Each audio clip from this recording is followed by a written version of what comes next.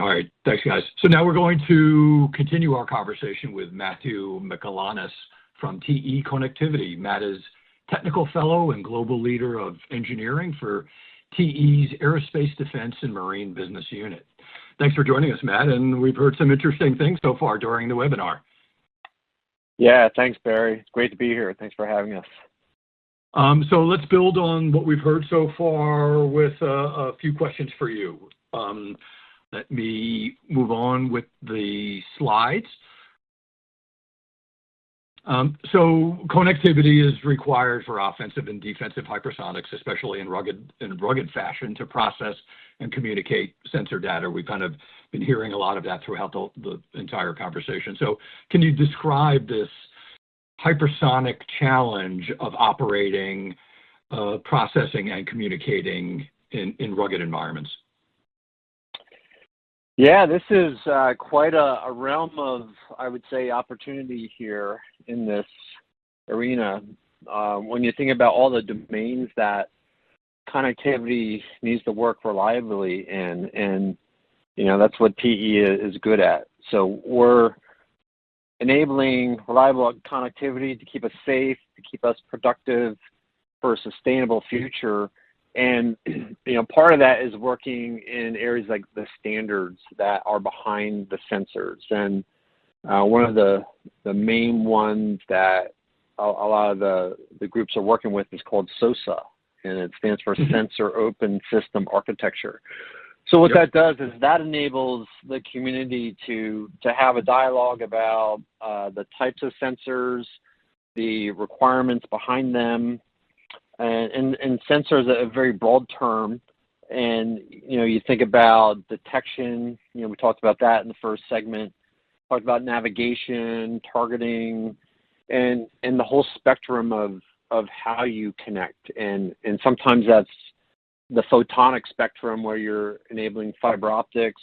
It's obviously in these environments, a lot of wireless. So it's the RF spectrum in there. And then you heard a lot about data, and data is about high-speed digital processing. So at every level, that's where TE can be involved with this in connecting these subsystems. Very good, thank you. Next question was how TE Connectivity handles system testing, not necessarily just at the component level, but whole system architecture testing.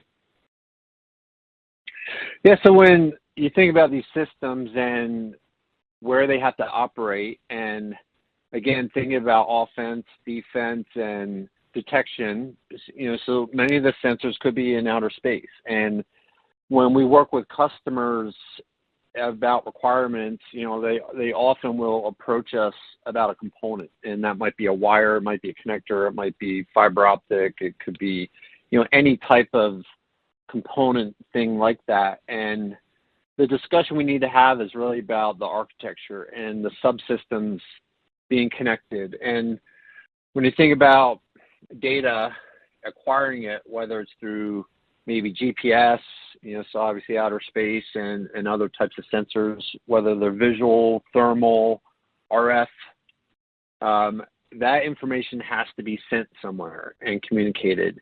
And when it gets sent somewhere and then needs to be processed, and when it gets processed, it then needs to be displayed to someone. So we have all kinds of different connectivity happening.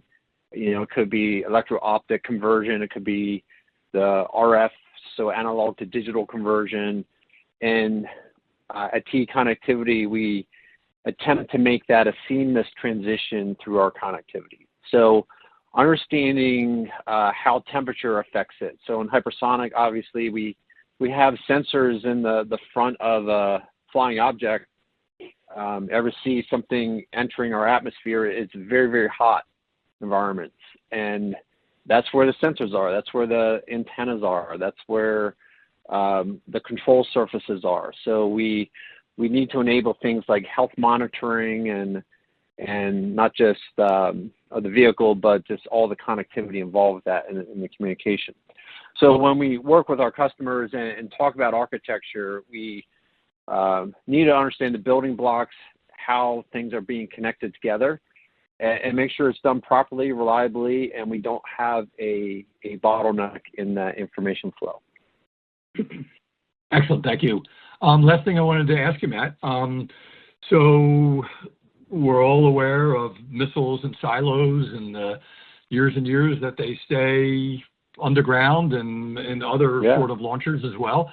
So how do you ensure that these systems stay viable over time so the communications works when needed? Yeah, I would say the great thing about TE Connectivity is we have decades of experience and, the science behind our products. So it's, in many cases, the materials that we're using to put on our cables. And we have a legacy that goes back to the Apollo missions, where, we were the cable connector company that enabled the video feed going down to as the men first got on, took the first steps onto the moon. And when you think about that legacy of reliable connectivity, and we're still used in, the satellite systems, the connectors, the types of wiring that's connecting the solar panels and all those things.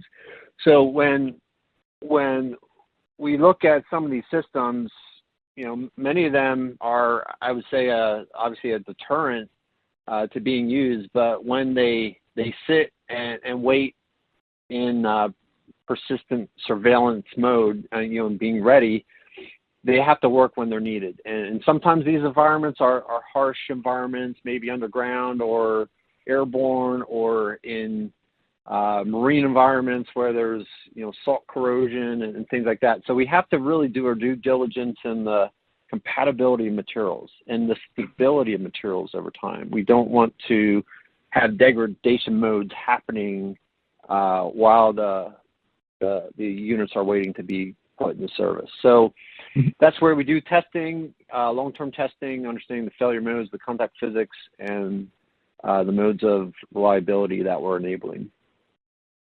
Excellent. Interesting stuff there. So thank you, Matt, for adding to this discussion today. So we've reached our hour webinar time limit, and so that's it for today.